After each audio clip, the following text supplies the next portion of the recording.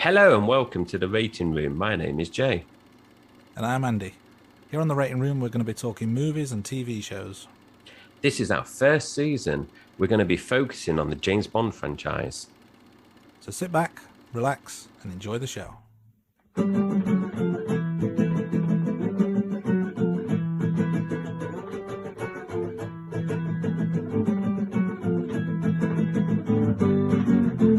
rating room.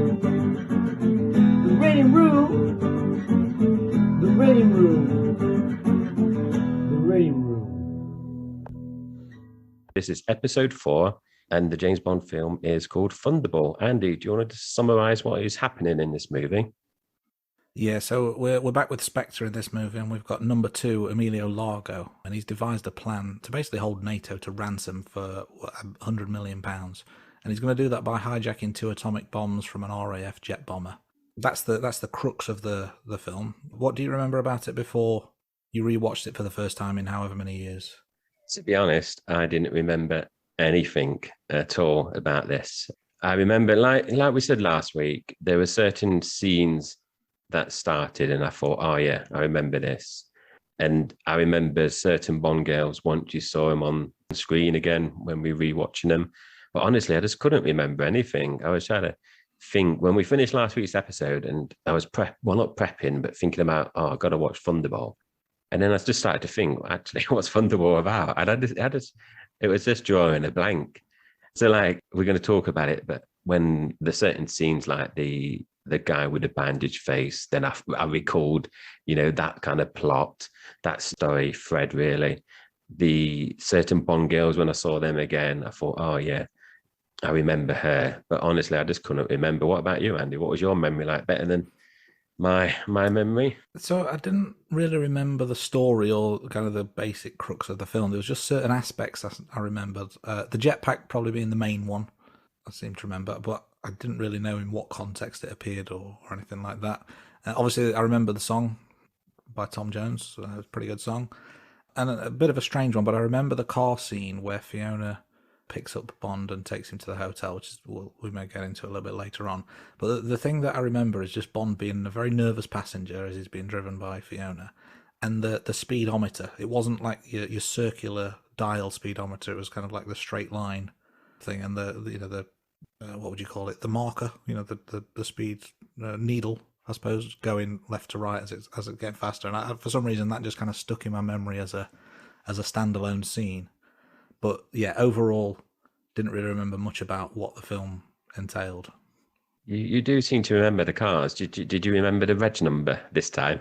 Because obviously last time you remembered Bond's reg number. Did you seem to?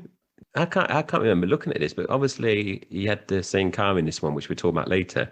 Did it have the same reg number? Did you kind of clock that? Same reg number, yeah. Brilliant. It appears in future films as well. Great. Nice one. Which we'll get to, I'm sure. So, okay, guys. So obviously, as we've done with each of the other episodes and we're doing with each of the films, but just to kind of recap, we are going to talk about the main villains, the Bond girls, theme songs, opening credits, Bond kills and gadgets, and there's some more of the bits from memory as well. So the main villains is Blofeld again, and Emilio Largo we get introduced in this film. We've obviously seen certain parts of Blofeld before, but he's in this one again. The Bond girls, there are 5 Bond girls in this film, so Bond's doing well in these earlier films. So we've got Domino Derval, Paula Kaplan, Fiona Valpe, Patricia Fearing, and Mademoiselle Leporte. And as you mentioned, the theme song was done by Tom Jones, Thunderball.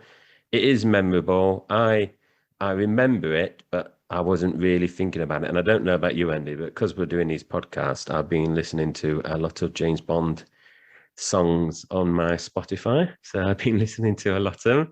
There's obviously a lot of good ones and not so many, a few duds, which I kind of skip over, but I'm enjoying that.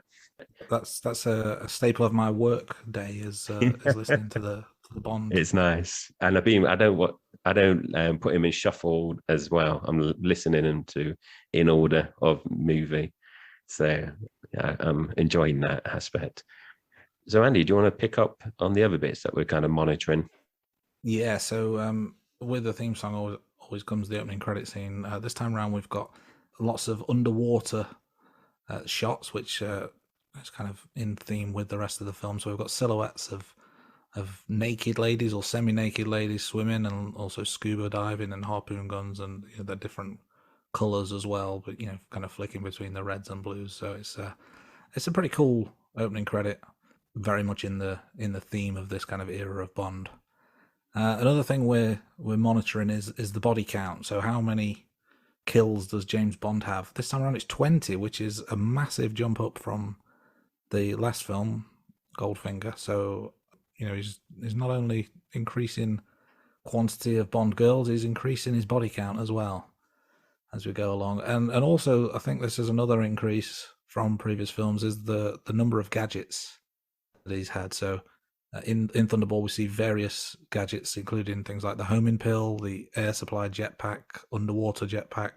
We've got a Geiger counter watch and a Geiger counter camera, and we've got an underwater camera, a miniature flare gun, and a cassette recorder hidden in a book for recording conversations or noise in the room. And it's very gadget heavy, this one.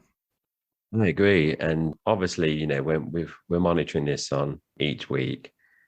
And obviously last week was the highlight with the wetsuit with the bird on top, the seagull. I didn't think we were going to top that, to be honest, Andy, but he's done it this time. Q has really stepped up, hasn't he, with the number of gadgets in this film. And I think this is probably, obviously we've got to carry on watching them, but I think this is now where it's kicking off with the gadgets, because like we've done in the other 3 films, there's not many gadgets. And obviously we started off with just a Geiger counter in Dr. No. And now this is just getting, I don't want to say ridiculous, but it's definitely Q's. I don't know. He's obviously, I don't know, he's getting paid by commission and in terms of how many he's producing, but he's really stepped it up in this film. So as we've said, so one of the other things we're keeping track is, how long did it take Bond to say the iconic Bond, James Bond? So in this film, he doesn't actually say it. And this is a second movie where Bond doesn't say his iconic opening. And it's not the last film either. So that was an interesting point. It's one of those things, Andy, where I've just got my pen and pad waiting for him to say it, just so I can quickly pause it and time it. And then when it get near the end, I think, have I missed it? And then I panic. But yeah, so he doesn't say it in this film. So the next thing as well, we're going to talk about our favourite scene. So Andy, what's your favourite scene? For me, it has to be the underwater battle. The Spectre agents and the Navy towards the end are fighting it out underwater. So the underwater theme is quite heavy during this film, but this scene particularly, I think, is really well shot. There's a lot of action, a lot of suspense, a lot of drama. I think it's a definite highlight of the film. How about yourself? Yeah, I agree.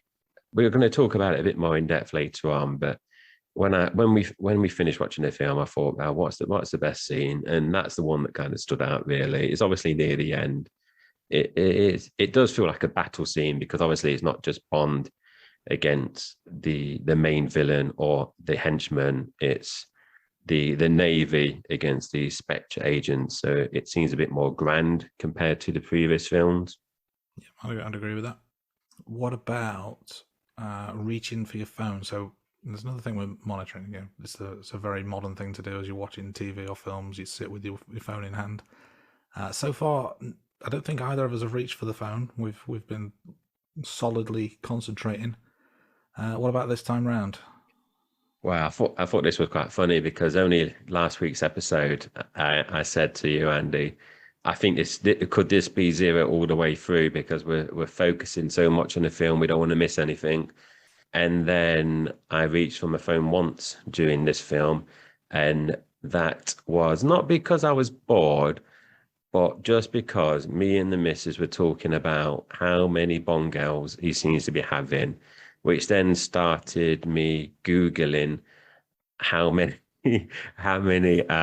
lovers does Sean Connery have in real life. So then I was just like searching for like Sean Connery's girlfriends, and then I just had the film running in the background for about 5 minutes. So I did have to I did reach for the phone once and then spent about 5 minutes. So it's Bond related, but not in terms of actually helping with the podcast. It was purely looking for gossip. How about you?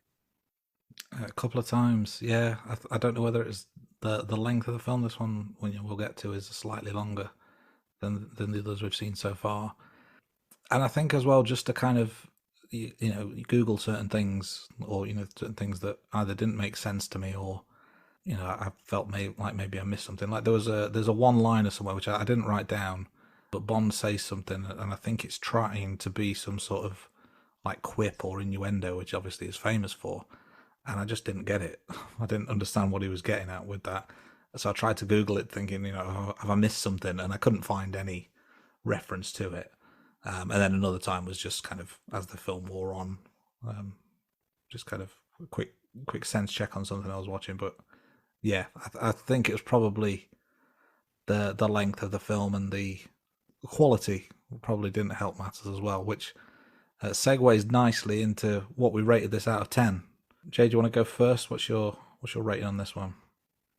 Yeah, so I actually gave Thunderball 7 out of 10, which is the same as Doctor No, but in terms of the ranking order, I gave it just above Doctor No. So even though they're both 7 out of 10, I put Thunderball in third place at the 4 films so far. So for me, last week's episode was obviously Goldfinger, which we both gave 9 out of 10. And then this did feel like a noticeable drop in terms of quality for me. So it did drop down it entered in third place. So 7 out of 10. How about you, Andy?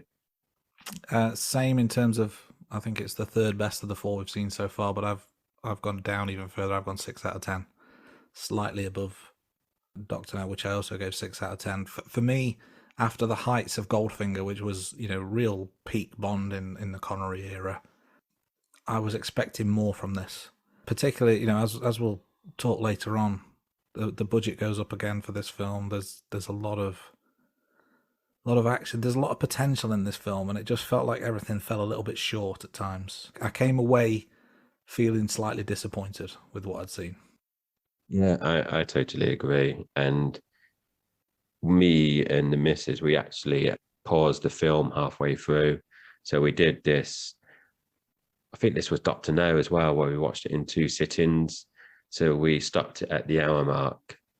The missus wanted to watch the last episode of Squid Games. So we watched that afterwards, and then we carried on watching Thunderball the night after, which kind of brings me on to the wife verdict. So Andy, so the missus, the verdict I got this time was she felt it started to feel repetitive. She also picked out that this did feel like more action compared to the other films, which, I totally agree with. She actually preferred Goldfinger, but her favorite so far is From Russia We Love, which, is consistent with the top 2 that we've picked out as well, really. But also, and I know you're good at this, Andy, and you've picked it out in the first 3 films, we really noticed the dubbing in Thunderball, whereas in the first 3 films, it was you that really kind of picked up the dubbing.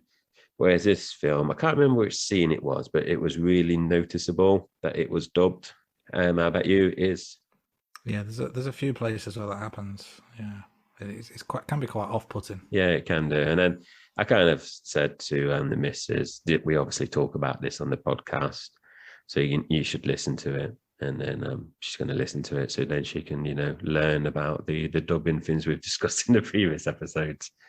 What about you? Is your missus still not partaking? She's still not partaking. I don't think this one would have been a good one to start her off on, to be honest. So I think she's chosen wisely this week, although last week she really missed out. So we touched on this earlier about this film being slightly longer, and the runtime for this was 2 hours 10, which is the first film we've got to so far over the 2 hour mark, so by far the longest so far. Released in 1965, so this is the 4th consecutive year with a Bond release. And Terence Young is back at the helm, so he directed the first 2, took a break, didn't direct Goldfinger, and now he's back for this. So his third outing as director of a Bond film. Yeah, and Well, I was going to say, the 2 hours, I felt it was longer than, I felt it was over 2 hours. It did feel like, whereas Goldfinger, I know it came in at 1 hour 50, and From Russia with Love was 1 hour 55. They didn't feel like nearly 2 hour films, whereas this, there were certain points I struggled with. And when I looked afterwards and saw it was 2 hours, 10 minutes, I thought, yeah, it really did feel like a 2 hour, 10-minute film. It's interesting, and it's interesting that it's longer, but it's obviously come in second to bottom as well in our rankings. So just because it's longer doesn't mean it's obviously better. So obviously, as was before, with the previous episodes, listeners will be familiar. We're going to talk about some general points. We're not going to talk about the film necessarily in order. We might jump around, but we're going to just kind of talk about some general points at the moment. It'd be interesting to see if other people picked up on some of these as well. So Martine Beswick, who plays Paula Kaplan, also appeared in From Russia with Love. She was one of the gypsy girls that Bond watched during the gypsy camp fight. So that was interesting. Pick that one up. Also, Andy, I thought this was interesting. You just mentioned about Terence Young coming back. The producers actually wanted to get Guy Hamilton, who directed Goldfinger, to come back to direct Thunderball, because obviously Goldfinger, as we said, was the peak of the Bond movies at that point. The third film, it was the best one so far. We discussed it last week in terms of taking the most money. So the producers, obviously wise, wanted to get Guy Hamilton back, but he actually turned it down. He didn't feel, after all the stuff that he did in Goldfinger, and like you said, these were done consecutively, he just didn't feel like he had the energy to come back and direct the full film. So that's why, obviously, as you mentioned, I got Terence Young back. But also, there's obviously numerous scenes where stuntmen are involved. Actually, in one of the scenes, the stuntmen nearly died during the filming of this, and that was the bit, which we're going to talk about it a bit later on, with the car crash that goes over. So, there's a scene with the motorcycle that shoots the car. It goes over, but actually the stuntman nearly died during that scene. So that was interesting in terms of some of the points that I found while researching the movie. Was there anything you want to add to those ones, or anything else that you found, Andy? Yeah, it's quite interesting. You mentioned the stuntman, and on a similar theme, there were near shark attacks during the film. So there's a shark pool at the villain's lair, or Largo's beach house, as it is in this film. But there's 3 people that narrowly escaped shark attacks as they were being filmed. There's one scene later on where Bond is trapped in the pool, and the plexiglass used to kind of keep actors and something safe was not quite tall enough, and a shark managed to swim underneath. Connery had just enough time to escape. And there was another scene where he's exiting the pool, and there's a dead in inverted commas shark being pulled on a wire. However, the shark was actually still alive, and it caused a feeding frenzy with the other sharks. So that sounds pretty scary, and I'm sure filming that would have been an absolute delight. Another thing as well, so there's an explosion on Largo's yacht towards the end of the film, and it was so powerful that windows 30 miles away on the island shattered as a result, which, I mean, that just blows my mind. Like, that an explosion could cause that much damage that far away. So that's an interesting point as well. And I guess outside of the actual film itself, one thing I don't think we've touched on so far is obviously movie premieres are a big deal, especially for blockbusters such as this. Connery never actually attended any of the premieres. He thought the fans were a bit too enthusiastic, so he stayed away, which is a nice little nugget of information that kind of adds a bit of context to Connery. Yeah, and I wonder in those days whether, in a lot of films now, I bet there's contractual obligations in terms of what promotion and premieres they have to do. And obviously Sean Connery got out of doing the movie premieres for this. It's interesting about the shark thing, because obviously if they're filming nowadays, they don't really need to use real sharks, so they could just do something on CGI. So I bet it was a lot more safer nowadays doing these kind of scenes. So obviously, you just mentioned about the movie premieres, Andy. We mentioned this last week as well. So when Goldfinger came out, in some cinemas in New York, they were running them for 24 hours a day. And this was the same in Thunderball. There were some theatres, just due to how popular this was, it was running 24 hours a day. And I don't know about you, Andy. I don't think I've ever been to the cinema where I've seen that before. I've seen films come out at midnight, but I don't ever recall films. I don't know Star Wars. I know when I used to work at cinema, when I was, in my gap year at uni, when Lord of the Rings came out, we had it on all day, but it wasn't, a 24-hour period. I think we started running them at 11 o'clock in the morning. Last film probably would have been say 9 o'clock, but because the films are like 3 hours long, then it goes to midnight, but you still got a good, what's that, 10, 11 hours during, the early hours that it wasn't on. So that's, something really, so, the James Bond franchise can be really proud of, 24 hours. I've never known of that or heard of that in my lifetime. Like you said, the midnight showings, particularly for premieres, so that you can say you were the first one to see it. That's quite a popular thing these days. And I guess the occasional late night showing, the weekends, you might get a film starting at say 10 p.m. or 11 p.m. depending on the length. But I can't imagine anyone going to a cinema at 4 a.m. for example. So it's quite a testament to how successful, or how successful the projections were for this film. Yeah, and to be fair, I don't go many places at 4 a.m. I go to Christmas Eve, I go to the shopping to do at the supermarket at 4 a.m. to beat the crowds. But yeah, I don't get up otherwise. Talking about how popular the film was, the budget for Thunderball was actually more than the first 3 films combined. I think obviously, with Goldfinger taking so much money, there's obviously that appetite from the movie production company to kind of throw more money at it and continue that success. And also thinking about the scenes in the film as well. This is the only Bond movie, and Andy, feel free to correct me, especially for the films I remember, to feature all 000 agents in one shot. So obviously we're going to talk about it a bit later on in terms of MI6, HQ, M's conference room. But I thought that as soon as that scene happened, I thought, oh, that's unusual to see different 000 agents. And obviously they're all in there in the room as well. So I thought that was a nice little feature in this film. Yeah, that's an interesting point. I don't remember seeing that in any of the other films, but I guess we'll discover that together over the course of the next few weeks. I do remember in certain films we are introduced to other 000 agents, not necessarily all at the same time. But I guess thinking about it as well, the setting where they're all in meeting room kind of setting, it's quite a high risk in terms of, if you want to take out a bunch of agents at one time, having them all in the same place is an easy way to pick them off. So that's probably not a good thing from a security perspective in the realms of the Bond universe. Yeah, definitely. Yeah, good point, Andy.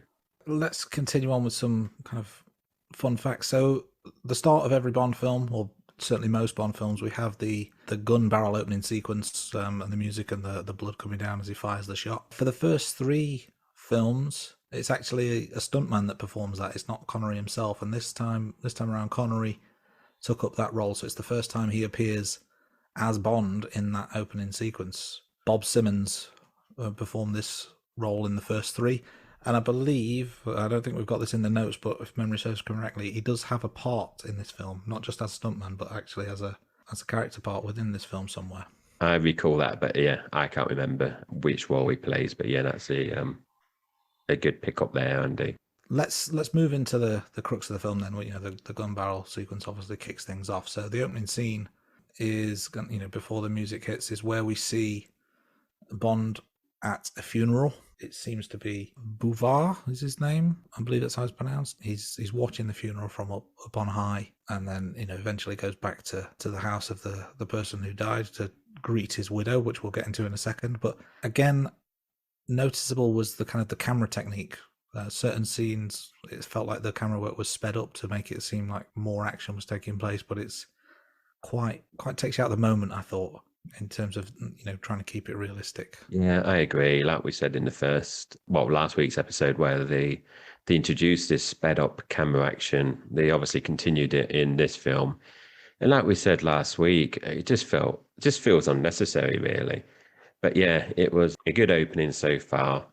Was there anything else, Andy, that you kind of picked up on that initial bit? Yeah, so as I badly explained, he was at a funeral and then goes back to the home of Bouvard. But the way the scene pans out is that he's on the balcony, so he's on a higher floor. He sees the widow of Bouvard leave, get into a car, drive away. She then arrives to her home, and Bond's already there. So he must have overtaken her because he left after her and arrived before her. So how was he not seen? Or did he know a shortcut? And in which case, if he knew a shortcut, why didn't the person who lives there know that shortcut to get to her own home? A very strange setup that was. Unless she needed to pop to the shop on the way for a pint of milk or whatever. But I don't remember the pint of milk in the scene, so that theory goes out the window straight away. I don't think you go shopping, would you, when you just come back from a funeral? Yeah, buried husband. Oh, must remember to get bread. It's not a natural thought process. As Bond goes back to the home, it turns out that the widow is not the widow at all. It's actually Bouvard himself, dressed as his wife or dressed as a lady. And a fight scene ensues, and Bond kills him. One thing that I noticed throughout this is they were using a lot of weapons that they found around the room, basically furniture. And the furniture was really, really flimsy. You know, everything that they touched seemed to break over their heads or their back. Very clearly stunt furniture as opposed to real furniture. Not that obviously you want them to use real furniture in filming the scenes, but at least try to make it look realistic. And I think this just kind of exposed the business, as it were. Yeah, because it was quite an intense fight scene, wasn't it, compared to what we've seen in the first three films. And I don't know if it was obviously intense because in terms of the story, he obviously then gets sent to the health farm to recuperate, doesn't he? Because he gets hit by some kind of pole, and M obviously sends him to this health farm to kind of get his condition up. So I don't know if that was purely there as a plot in terms of moving the story ahead. But I remember watching that and thinking, oh, that's quite an intense fight compared to previous films. And it's not really related. It's another cold opening, isn't it, compared to the first two films? Same with Goldfinger, where he's obviously, you mentioned the funeral because this agent has murdered at least one 00 agent, hasn't he? So Bond's getting the revenge, so it does feel intense. Another thing I liked, and it kind of carries on from the funeral theme, is when he strangles the villain, and then as he's walking out the room, he then kind of stops and then comes back and then throws the flowers onto the dead body. I thought that was quite a nice little nod to, because the funeral is obviously being in, and that's what people do in terms of throwing flowers on the coffin. And obviously, as you mentioned, Andy, this is then he escapes. Bond does, and he's getting chased, and then this is where we're introduced to the jetpack, which I totally forgot about. But it's the first jetpack in the Bond franchise. I thought it was a brilliant little escape. The missus she thought it was a bit ridiculous, really. But then I paused the film, Googled it, and actually found out that the jetpack used was actually a real working jetpack. And what they actually did was they got two people to come in, I think from the RAF, to actually pilot the jetpack. And in terms of one of the pilots using it, they actually said to this pilot, are you happy to film the scene without a helmet? Because we think Bond would look cooler without a helmet. But the pilot just said, no, safety grounds, I'm not going to do that. And that's why we see Sean Connery wearing a helmet, in the scene as well. So I thought that was quite interesting in terms of the actual jetpack. It was an actual working one, because sometimes, especially with the gadgets in Bond movies, they can, I'm thinking of like the invisible car later on, they're just unrealistic. Whereas this jetpack one, when it first came on, like I said, the missus thought, oh, that's ridiculous. And then, like I said, paused it, did a bit of research, and actually found out, it was a real working jetpack. Obviously, we don't use it in, battlefields and conflict. But I thought that was interesting compared to, like I said, some of the other gadgets that we see just so far-fetched, in terms of what's realistic. Yeah, I think that's the thing with the gadgets is if they are within the realms of possibility, i.e. technological advances, as this is, it is technology that exists and has existed for a while and is still being trialed and tested in various means. Whereas, an invisible car, I don't think is. So, there's the kind of the difference. So I'm okay with that. But it's interesting you mentioned about kind of the reason Connery's wearing a helmet. It obviously makes sense in terms of the reasons why they filmed it that way. But it does seem like James Bond as a character would not really care that much about health and safety. So, if you think about it too hard, it does kind of make you think, yeah, this wouldn't happen. He'd just fly it without a care in the world. Yeah, I don't think Bond's very big on protection, is he? But also, Andy, talking about realms of how realistic things are, we've not recorded this in terms of our podcast notes, but the air gadget that he had, the little air cylinder thing that he puts in his mouth during the later scenes where he's scuba diving. Yep. When they were doing the filming for that, the people that was there from the Royal Navy actually asked the producers, how did you design that? How can you get Bond breathing underwater for like 4+ minutes with that? And they said, well, actually, it's not. It's just how it's edited to make it like it's not really an air cylinder.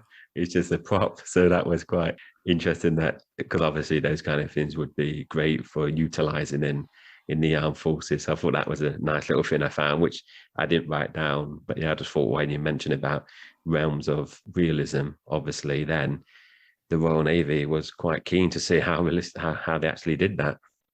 Yeah, that's pretty cool that potentially a film could influence real life as opposed to the other way around. Let's close this part out by kind of ending the scene with once he's escaped on his jetpack, he's going to his car, the Aston Martin DB5 again, and this time we see the rear-facing water cannons, which were not used or even referenced as far as I'm aware in Goldfinger. So I don't know if this is a new addition or whether it's just one of those gadgets you didn't get around to using last time round. But that kind of fades nicely into the title sequence, with the water shooting out the cannons. It then becomes the opening sequence for Thunderball, obviously sung by Tom Jones. But originally, the theme was Mr. Kiss Kiss Bang Bang, which was a song sung by Shirley Bassey, who had sang Goldfinger, so she would have been making a repeat appearance at this point.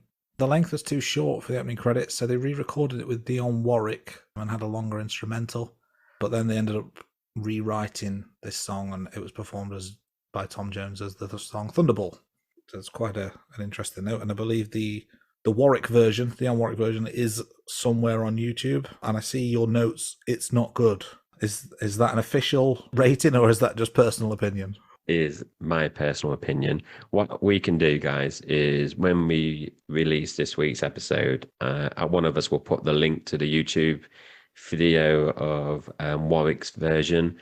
This basically, as Andy just said, the original song was too short by Shirley Bassey, so they basically made a longer instrumental bit at the beginning, which when you watch the YouTube video, Andy, it just seems to go on for ages before any singing, they're dragging it out for the opening credit scene. So yeah, we will put a link on, the socials when we release this episode, so people can go and check it out if they want to.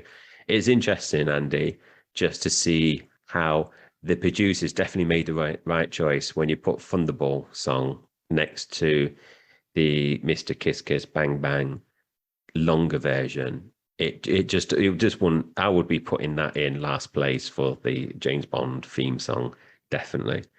It's interesting to know. Yeah, I don't know if I remember the Mr. Kiss Kiss Bang Bang song, but I can't imagine anyone else singing Thunderball or an equivalent of it. So I would say it's probably a good choice, that's for sure. But listeners out there, feel free to judge that for yourself when you go to the YouTube version of Dionne Warwick's Mr. Kiss Kiss Bang Bang. A couple of other notes on this opening sequence that we mentioned earlier. There's kind of ladies swimming underwater. Some very visible nipples on display, without getting too crude. It's supposed to be a PG film. Not sure how PG that really is, having bare-chested ladies, but I don't think anyone really complained if they saw it. And also from the song itself, Tom Jones hits a really high note at the end, and apparently he fainted during the recording of that. So that's really giving all for the cause. And as we've both been listening to James Bond songs to get us in the mood, when I read that piece of information, I made a real effort to listen to the Thunderball song And that end high note does seem to go on for quite a while. So I can actually imagine that happening.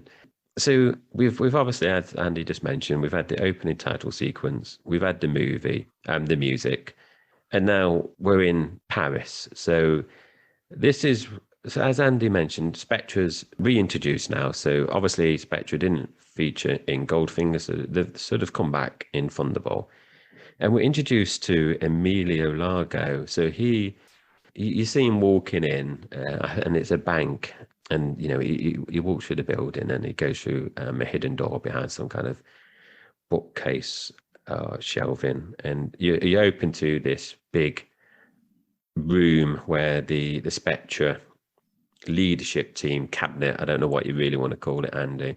I kind of think of it as a leadership team. So this is a first. So this is, in this film, we've seen the 00 agents all together, and now we're seeing all the Spectre leadership team together. You kind of get in the opposites from both organizations. So I thought that was quite good. But one thing, I've got to give credit to the missus, she picked that out. And I don't know if you noticed it, Andy. There was some real social distancing going on. So where they had the chairs with the leadership team, there was a clear gap between each individual. I think they're keeping to the 2-meter rule there. So I thought that was a nice little link to our current climate in terms of the pandemic. I don't know if you picked up on that, but I thought it was quite witty when the missus saw that and said that. I didn't notice that, but it certainly comes to mind now you've mentioned it. Maybe COVID 65 was a thing back in the day. Who knows? DP Spectre released it. That's their cunning plan.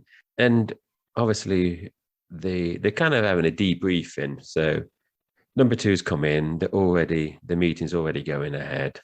They're talking about various operations across the globe in terms of Spectre. And this is when one of the agents is electrocuted because he's embezzling money from Spectre. So you kind of picked this out, Andy. So that's 100 million, which equates to $280 million in 1965, which is a massive amount of money nowadays. Imagine what it was then. That's a lot of money, that is. Yeah, I've not done the kind of the inflation calculator to see how much that was at the time, but I think what's interesting is that the 280 million exchange rate, I think nowadays you'd probably only get about 125. Oh, So, right. So if you're going on a holiday to the US anytime soon, I'd say cancel your holidays and go in 1965 instead. You'll get more spending money. See if Q has made a time traveling machine. That could be, yeah. If not, I'm sure we could fashion it into some sort of Geiger counter because that seems to be making a reoccurrence. Moving on from Paris, we're going to the health farm. Bond is there to improve his condition. He's obviously got a bit of wear and tear from the 3 previous movies. Has a little phone conversation with Moneypenny, a little bit of flirting over the phone this time. So a slightly different dynamic than what we've seen so far with the face-to-face stuff. Although later on. He will see her in the flesh, as it were. And it's at this point he meets Count Lip, and he's quite suspicious of him. He notices a tattoo, criminal tattoo, so he goes and searches Count Lip's room later on when he's not around, and leaves. And then you see from the room next door the bandaged man looking to, it was obviously hide the fact that Bond has been snooping around, and we'll find out later on exactly who that is. Where do we go from here, Jay? Yeah, so I thought that was quite good, where you kind of introduced to the bandage character who Bond didn't see, but as an audience, you see that character and you don't know who that person is. But obviously, yeah, like you said, there's a criminal tattoo, so you know something's a bit sus there. This is another bit where I kind of thought back to Goldfinger. So Bond is being looked after by the nurse Patricia Fearing. And obviously there's a bit of flirting from Bond, but he's quite forceful again. So this is like where the pussy galore bit, which, I think you said, Andy, was a bit uncomfortable. And I was actually talking about this at work today, telling people about the podcast, saying about some of the stuff with pussy galore and this film as well. And, they agreed it's not something that would probably get made, especially as a Bond, a good guy kind of character. That kind of thing wouldn't really pass now in terms of kind of forcing his way with the ladies. And the Count then tries to kill Bond by turning on so Bond's getting this spinal traction machine, and he kind of sneaks in as Bond is like relaxing and turns it on to max. And then Bond passes out and he's actually rescued by Patricia, which isn't the first time he's going to be rescued by a woman in this film. But some of these things, Andy, thinking about previous films with like the Tarantula, some of these, I know obviously it's a film, but if the Count wanted to off Bond, surely, Bond is tied up already. It's the turning the machine on. I think there's probably more efficient ways of going about their business. Yeah, absolutely. I mean, he's defenseless at this point. He's on the traction machine. He's getting his spine stretched ever so slightly. He can't use his arms or his legs because they're tied down. I'm sure there's a number of ways he could have killed him quite easily, but he decides that torture is the way forward. One thing I will say about this particular part of the scene is I'm not sure the acting by Connery was particularly good at this point. He's obviously having to act like his spine is being stretched to the max and it's painful, but it kind of just looks like he's humping the machine. It's I found it quite comical. It was rather comical, than thinking he was in distress. I think he was quite enjoying himself, to be honest. But this is just typical Bond. So Bond, he's obviously passes out. He's just an assassin attempt has been made on him. But then the nurse, who's kind of panicking, thinking she's going to get in trouble because obviously she left Bond alone on this machine and she's come back and saved him. But she's just panicking and everything, thinking, oh no, she's going to lose her job, get in trouble. And then Bond kind of just blackmails her, manipulates in terms of getting her into, I think it's the sauna, isn't it? So he's just using that to his advantage. So again, and a bit of a not nice side of Bond where he's on display, but it's just funny how he's thinking with one part really. Yeah, his Walther PPK is not his only weapon of choice, is it? At this point.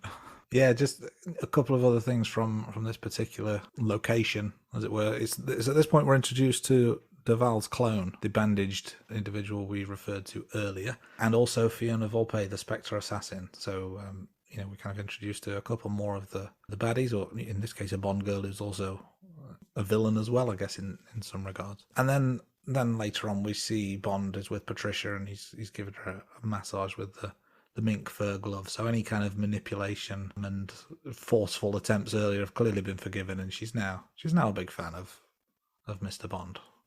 Yes, definitely. Yeah. From here, we're going to the jet bomber. So Duval's clone's obviously taking the place of Duval with what was some sort of facial reconstructive surgery. So they think he is the rightful pilot of the plane.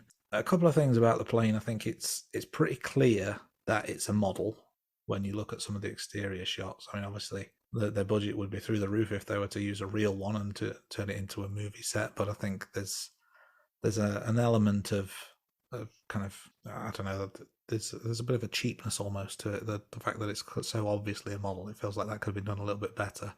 And also, when you compare the outside to the inside, it's almost like a TARDIS type situation where the inside looks a lot bigger than it should be from the outside. So a couple of pointers on the plane that I thought were a little bit strange.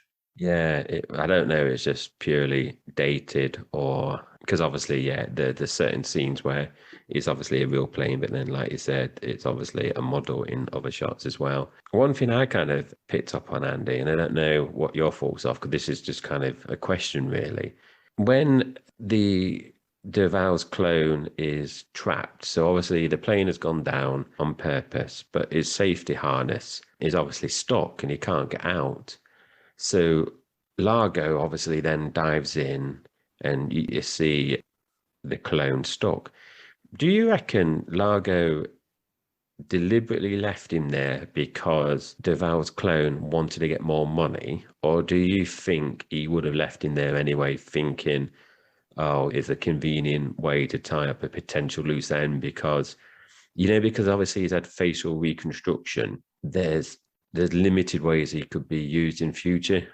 in terms of the Spectre's uses from him. So do you reckon do you think it was purely to do with the bloke wanting more money, or do you think either way, you probably would have ended up dying at some point by Largo? I think the latter. I think he's, once he's done what he needs to do as Deval, he's surplus to requirements. So I think he's probably going to go down anyway. What I'm not sure, thinking about it, and maybe we're getting into the weeds a little bit, is the trapped safety belt part of the plan, or is that just coincidence? In which case, did Largo need to cut the oxygen, or could he have just left him there for the oxygen to run out? Make it look more like an accident. I don't know, but yeah, I would say he serves no more purpose once he's delivered the bombs, so he's done for.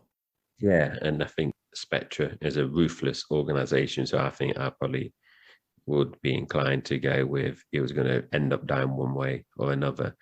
The last thing I picked up, Andy, on that was a nice little sign on the old bombs where it said "handle like eggs" written on the side of the bombs. I thought that was a nice little comment. I wondered if that's what they have on real nuclear bombs.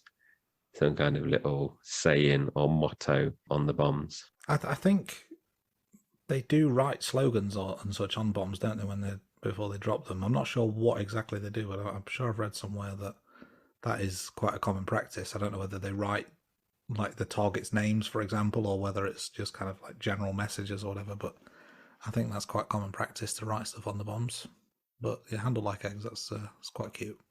And that's all that I had for the jet bomber, Andy. Yeah, we're kind of moving on. We're back in the south of England. There's a bit of a car chase scene, as with most Bonds. There seems to be a bit of a timing issue in terms of the crash versus the explosion. The car is sped up, so it's not that the car is traveling fast, but the camera work seems to make it look like it's traveling fast, and also the timing of the explosion was a little bit off. That's the scene where the stuntman nearly died. That bit, right? That you referred to earlier. Gotcha. Yeah, that's an interesting one. So, Andy, do you want to carry on? Where are we now in terms of the setting and stuff? We're next going to MI6 headquarters, so there's a mission briefing. Bond is late in typical Bond style, and we're going to the conference room. This is where we see the double agents, the 00 agents, all sat around at a table, far away from kind of M and his leadership team. And the room itself, it's a huge room. It's quite a classical thing. It's paintings and tapestries, and they're covering up things like the maps and screens and the mission board. So it's on the surface just any old elaborate ballroom, but then once you take away these paintings and tapestries and things, you've got an whole suite of technology to use for. But it's one of those things where they make a huge deal of it, and then it's used for less than 10 seconds. So it's kind of elaborate for no real reason other than just saying that it's elaborate. And of course, whilst he's at HQ, he's got to obviously speak to Moneypenny. So we get a scene where there's a little bit of flirting between Bond and Moneypenny. For me, I don't know what you felt about this. I felt it was lacking a little bit in terms of their usual banter. It just felt a little bit flat for me. There's also Moneypenny gets caught referring to Emma's old man, so we're going to be a little bit in trouble for that. But yeah, this scene for me was just felt a little bit flat, a little bit forced. I don't know if they were trying too hard or whether just some of the lines didn't really fit, but it was, not quite the same level of flirting or banter that they would normally have with each other. Yeah, I agree in terms of the Moneypenny and Bond flirting. Just to go back to your first point, Andy, where you said about Bond being late. Obviously, Largo was late to his mission briefing as well. So I don't know if that was deliberate in terms of the two kind of main characters in this film both running late for their, the missions, or is just a coincidence? I don't know if I'm reading too much into that. Obviously, one of the things we're going to keep track of, as we've said before, is hat to watch. So this was an interesting one. He goes to throw his hat, but someone has moved the hat stand, so it's not opposite the door. It's actually right next to the door. So he walks in with his hat in hand, ready to throw, but he can't throw it because it's there. And he says something like, when he's leaving, he says, "I think I had a hat when I came in." So I thought that was a nice little nod to the hat watch as well. But like you said, Andy, in terms of the conference room, it's very impressive that they must have spent quite a bit of money on making that room. Very classical, like you said. But I think you picked out there's a massive window. So if there's anyone spying, i.e. Spectre from another building, neighboring building with some binoculars, which they don't even have to be that good like they were in Goldfinger where they magnify it onto playing hands. They could see into all these maps on the walls, all the mission debriefing and mission boards. So yeah, that was a good spot there, Andy. So is there anything you want to add to that, or shall we move to the Bahamas in the film? I don't mean in real life, Andy. I'm going to say you sold me with Bahamas. Let's go to there. I don't know if it's on the red country list in terms of COVID or not, in terms of the Bahamas. So let's keep it to the story for now. So this is where we're introduced to Domino for the first time.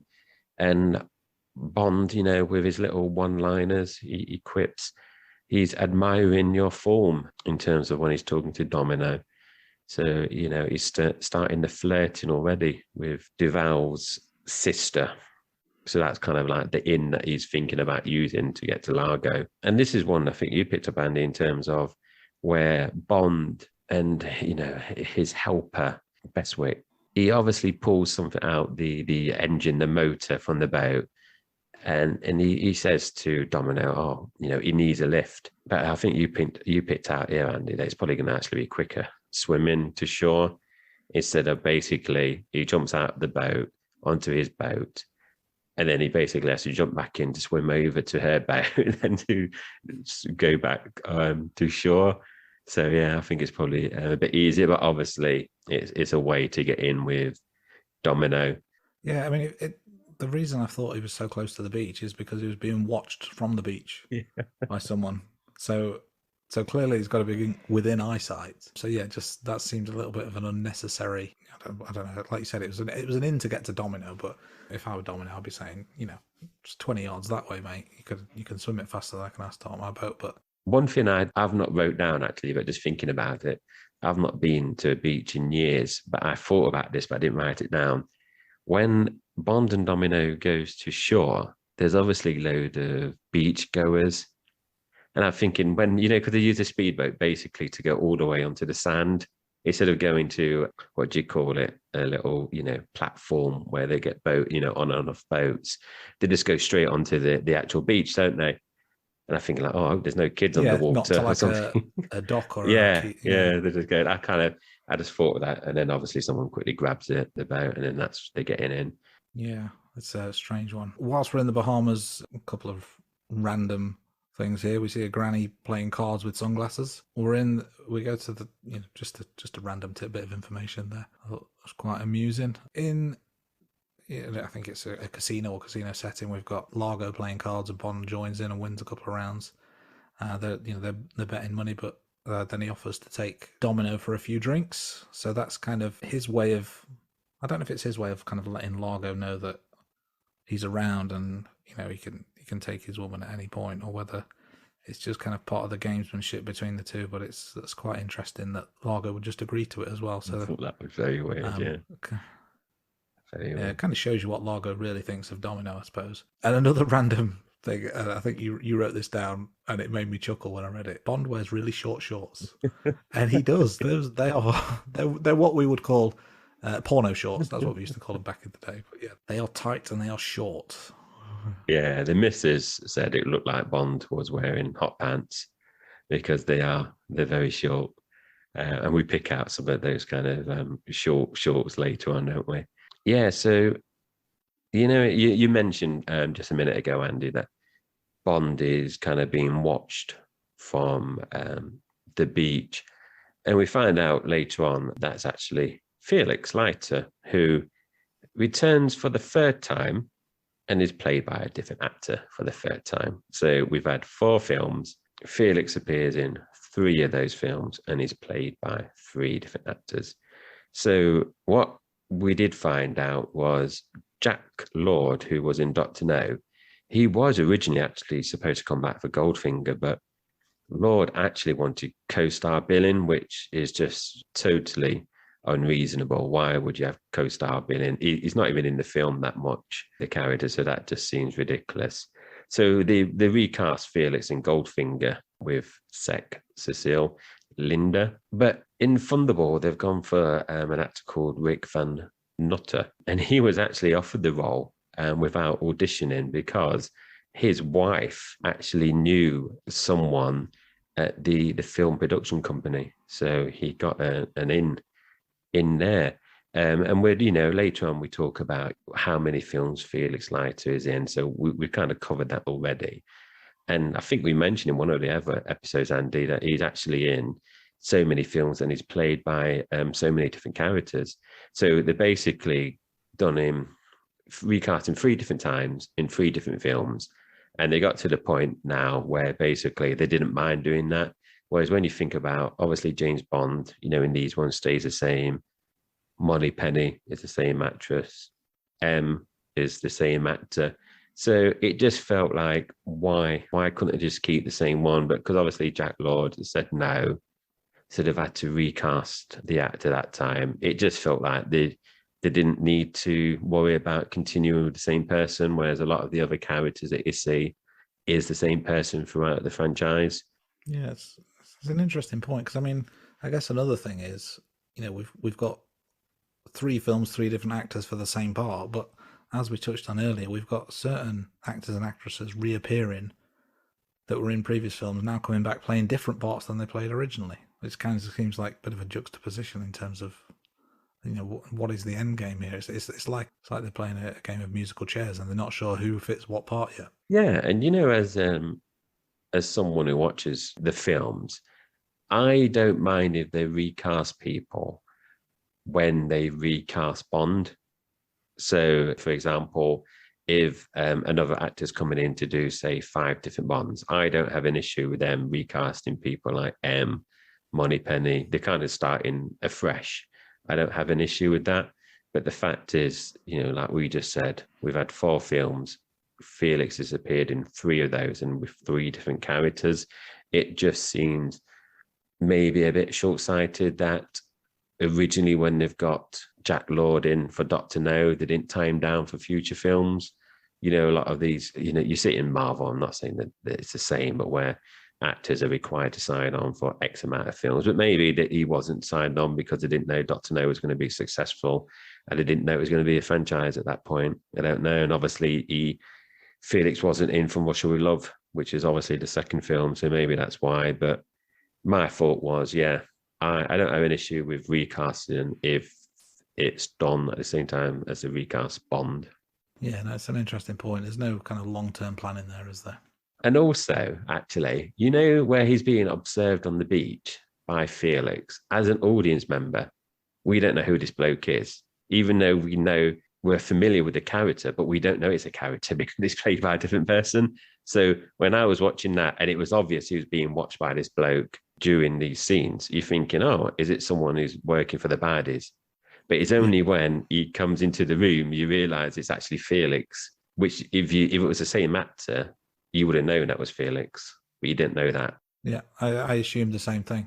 So the last bit I picked up, Andy, in terms of where we are in terms of the hotel and later on in terms of the hideout, we're introduced to the recording device. So this is another Bond gadget, and he's got it hidden in the book. He comes in and obviously, I think he winds it back and presses play. Now, the things I thought of was he's basically pressed play and the audio started straight away, which is fair enough. But that implies he basically left the room minutes before.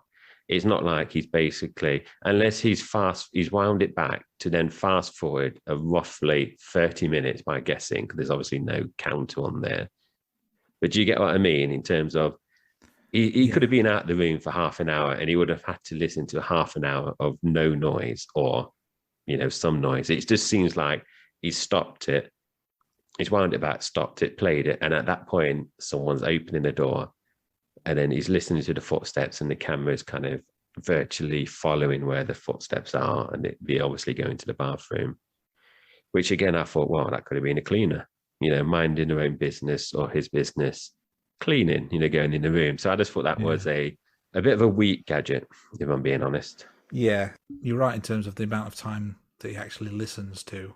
I guess on the flip side, you don't want a 30-minute scene of silence while he's listening in and then a couple of footsteps. But Yeah, they've clearly used some artistic license there in terms of what they're trying to achieve. So you mentioned obviously we hear the footsteps and then they're heading towards the bathroom. So he goes to the bathroom and he sees that the shower curtain's closed. So he's obviously suspicious and there's someone behind there. So he turns the shower on and immediately hot water comes out and the goon is scalded and you hear the screams. I don't think showers work like that. You usually take a minute or two to warm up. So the fact that it comes out immediately hot, I think, is either a stroke of genius, or maybe it's one of Q's gadgets. Instant hot water in the shower.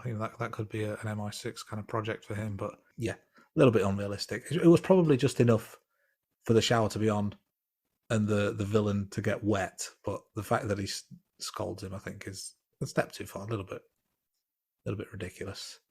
Also, as well, when you think about it, there's certain scenes in this film, but also previous films, where he gets unannounced visitor in terms of he's happy to find him like in his bed naked.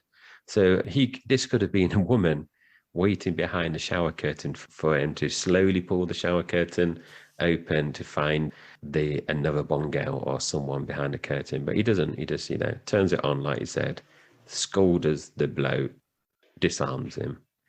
I'd not thought of it like that, but yeah, that is an interesting point. It's a 50-50 chance, isn't it? It's pain or pleasure that it's going to happen. Yeah.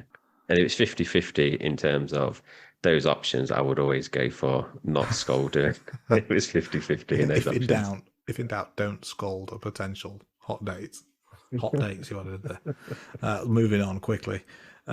So later on, we see Q, and he's not in the branch. He's actually out in the field, and this is where he introduces Bond to his various gadgets for the mission. But good to see that Q's allowed out of the office, gets a bit of travel budget, and gets to see the world.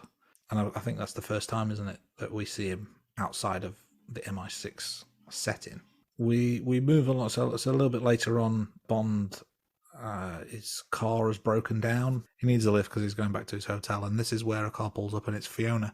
And this is the scene I mentioned earlier that I seem to remember. So I don't think it's clear where he wants to go or where she is going. I think it's just a coincidence that they end up at the same hotel, or maybe not. Maybe it was designed by that.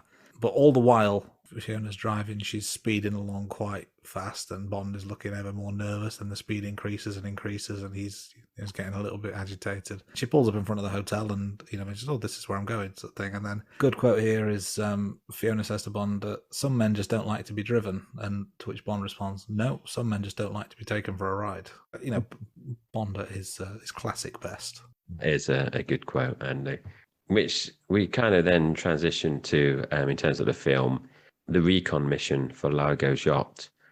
So Bond, there's a continuity error here. So Bond is doing a bit of fighting and is scuba gear. So there's one shot where the mask is on, then it's off, then it's on. So there's a little continuity error there. But another thing I picked up on, Andy, and obviously, we both don't work for the spy organization, but it just seems kind of common knowledge. Would you wear bright red scuba gear while going on a recon mission? I personally wouldn't. Not working for any sort of government agency that I'm allowed to tell you about, I would agree with that assessment, yes.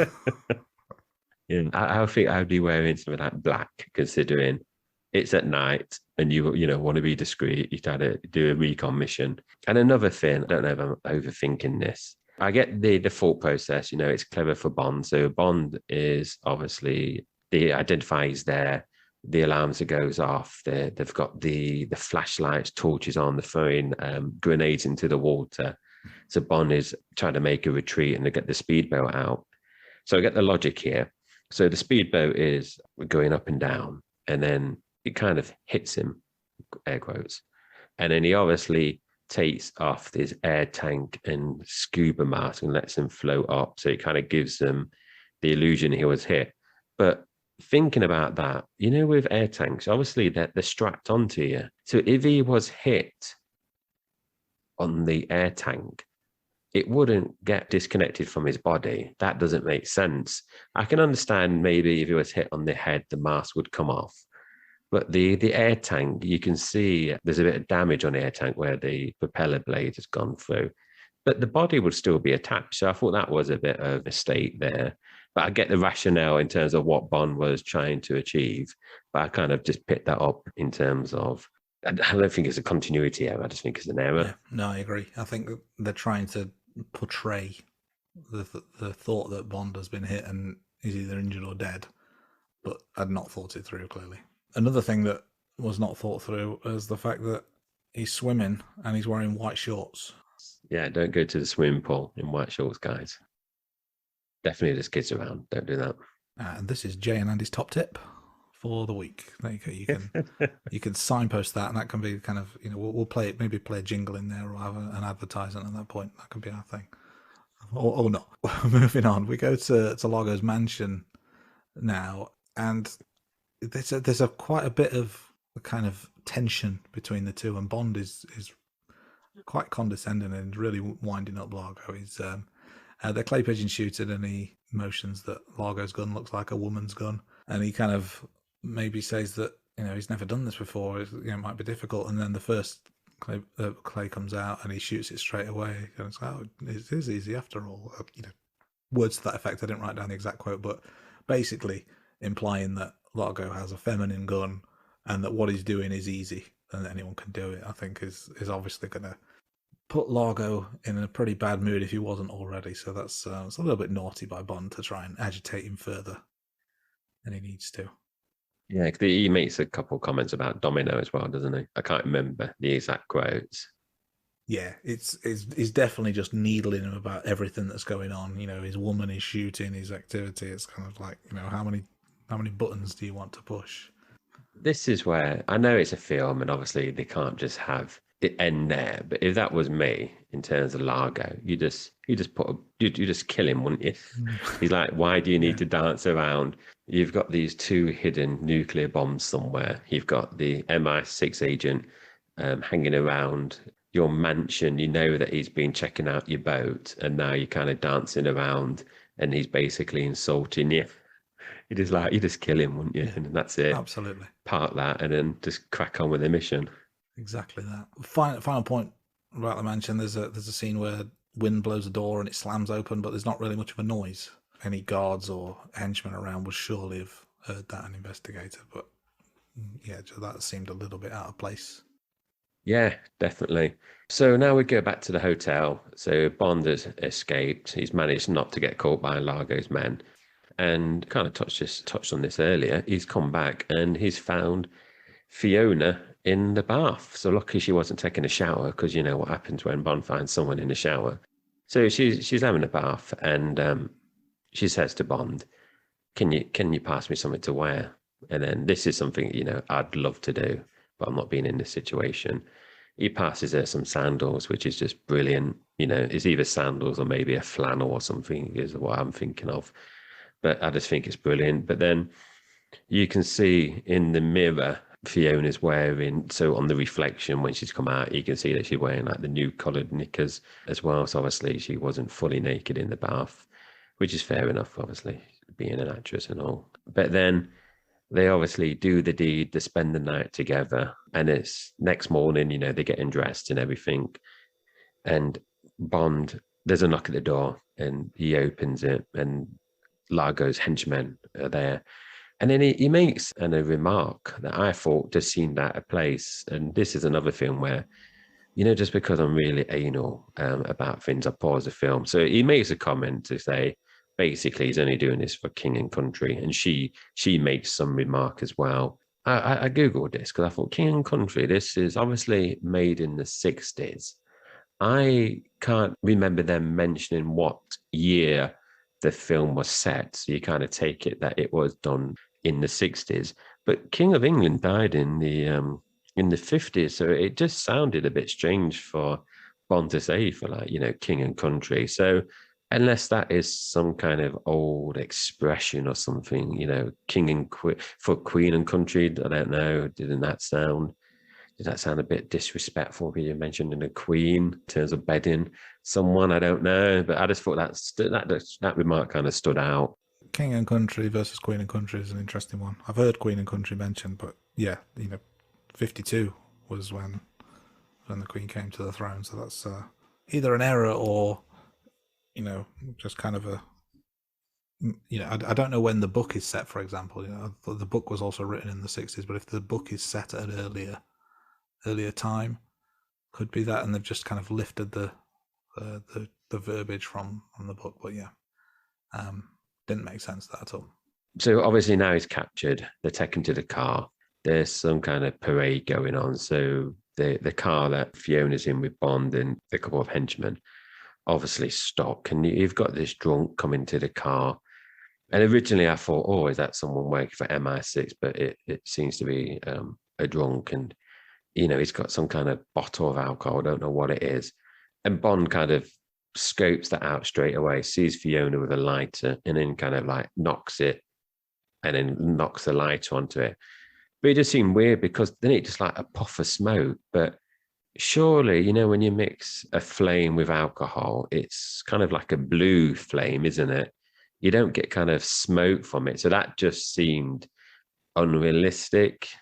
And then I kind of get what they're doing there in terms of and some kind of distraction to get Bond to escape. But it just seemed out of place. Me and the missus both kind of picked up on that as well. So yeah, it just seemed a bit, it was purely there for distraction purposes and not for realism.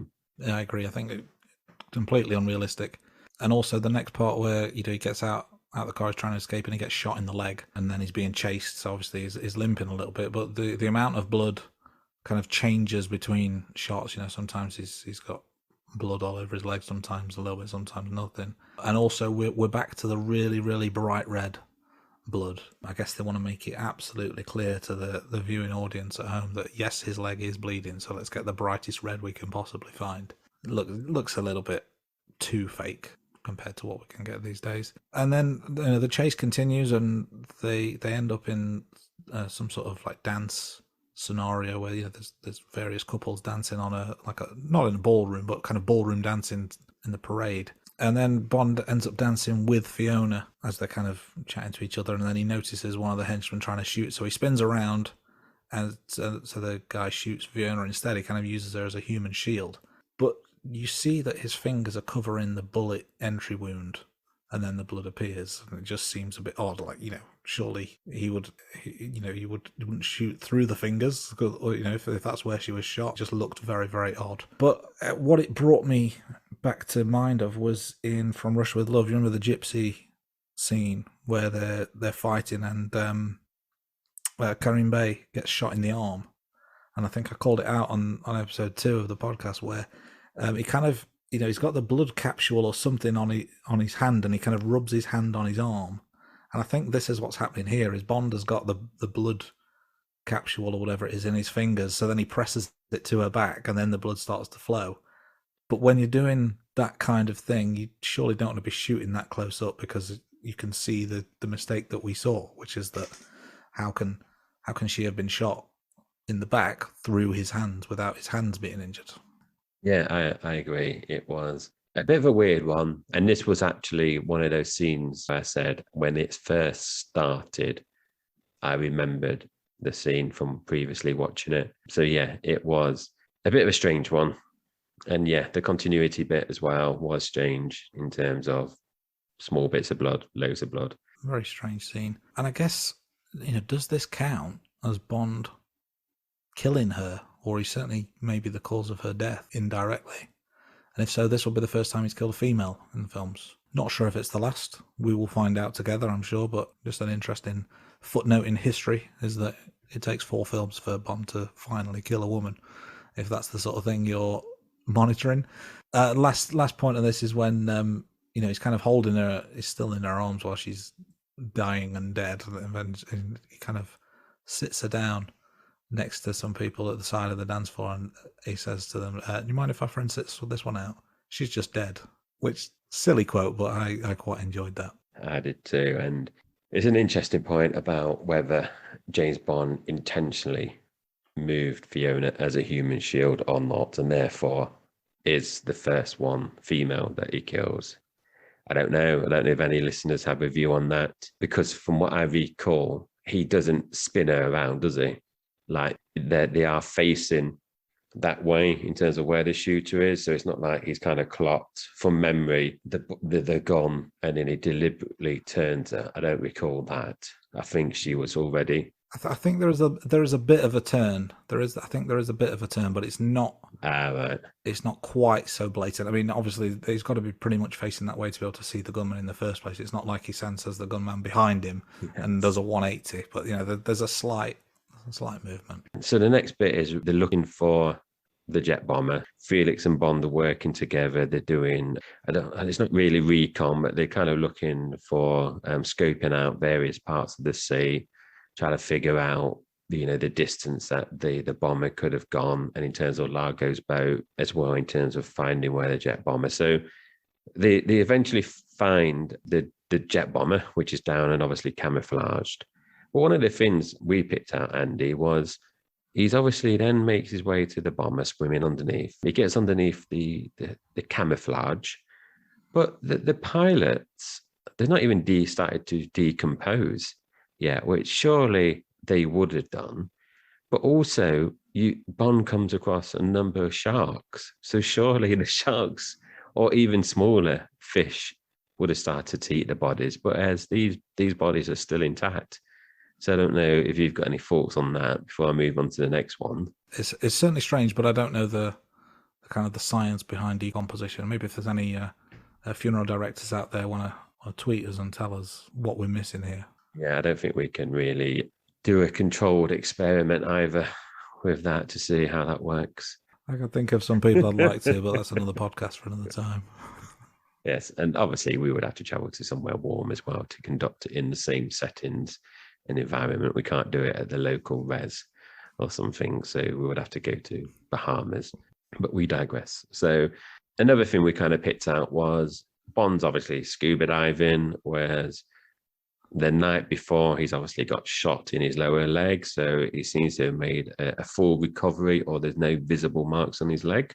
And then he's done the recon, and then he eventually meets up with Domino deliberately in terms of making sure that they come across each other now. He's obviously took the dog tags around the neck, so he knows it's Domino's brother that Largo has killed, so he uses that as a bit of an in for Domino. But there's also a bit of underwater sex. You see the air bubbles, don't you, where they've obviously took off the mast behind, I think it's some rocks in the underwater scene, so they have a bit of fun, Bond does. But this is something, I don't want to be sexist or generalizing, but this is something my wife picked up and I didn't. So Bond obviously tells Domino what's happened to her brother, and then she starts crying. But Domino's makeup, I don't know if you call it eyeshadow or mascara, or whatever it is, the missus picked it up, starts to run. But then you think, well, she's just been underwater scuba diving and her makeup was running. She's had a bit of sex underwater, the makeup wasn't running. But now she starts having some tears and you can see visible running marks of, I guess it's mascara going down the cheek. So that's something the missus picked up. So just an observation there, Andy. If there's anything else you want to kind of cover or talk about makeup or underwater sex, it's up to you. I mean, I'm not going to turn this podcast into a makeup tutorial by any means. Is it good form, though, to put makeup on before you go scuba diving? I've never been scuba diving myself, but I never thought, you know what, I need to look pretty for this. Just, why would you put makeup on in the first place? But we digress. Let's continue on with the crux of the film. So when they're on the beach, we see one of Largo's henchmen. Bond's got the harpoon gun in his hand, shoots the henchman. Good line here from Bond. I think he got the point. Nice little closer to that particular death. Another thing as well, just again a bit of either a continuity error or just a strange plot point, is the fact that when he is doing the recon trying to find the jet bomber, he's clearly wearing blue shorts, dives in to find the plane, and then he's swimming with Domino later, same day. Got to be a short time difference between the two scenes. It's not like, because they're up against the clock as well, so it's not like he can hang around. He's now wearing pink shorts. So either a continuity error, or he thought, you know what, I need to wear different shorts for swimming at a different time of the day, which would be a very strange thing to do, but it's something I noticed from a continuity perspective. And another one, again, that I picked up as a continuity error was when Domino's in the sea and she stands on what I believe are called sea egg spines, some sort of like poison creature. She stands on it with her right foot and she's hobbling, and then they get to the beach and Bond tends to her left foot. There's again a little bit of a switcheroo there. Kind of final thing before we get into the kind of the main end scene is that there's a canal that Bond's swimming into to get closer to Largo and his men, and you see him swimming to the side, and he's clearly barefoot in the canal. He's just wearing his shorts, but then he gets out of the water and he steps up the side, and he's wearing shoes. Again, another blatant continuity error because he's not carrying shoes and he's not wearing shoes. So where did these shoes come from, or did he just happen to have some at the side of the canal? That's a good catch, Andy. I didn't pick that one up. Yeah, so now we kind of go to the big end battle, the end scenes as well. So you can see, so this is similar to what you picked out, Andy, with Kareem and the kind of the fake blood, but this time what you see is, I don't know, it's Bond or just one of the Navy operatives. They basically shoot a harpoon arrow into one of the Spectre agents, but you can see that the Spectre agent is already kind of holding the harpoon to his arm, so it just looks like it's been shot. So we picked that up as well. And we also picked up another continuity error where Bond breaks the glass on one of the face masks, but then in the next shot, it's not broken as well, which you kind of get. There's lots of things happening in this big battle scene, so I suppose some of these things will probably get missed. But one of the things we also picked up was, and I don't know if you did, Andy, there's obviously lots of fighting, there's lots of stabbing, shooting people with harpoon guns, lots of violence, but there's just no blood to be seen until partway through the fight. So we kind of picked up on that when everything's happening. And then they kind of introduced the blood later on just to kind of do a bit of an in to kind of entice sharks to the scenes as well. So we kind of picked up on that as well.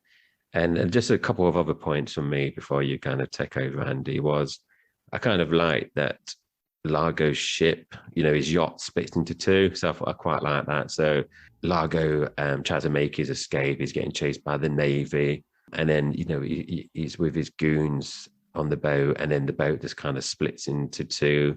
And you've got the back bit, they're fighting the Navy people, obviously, slowing them down.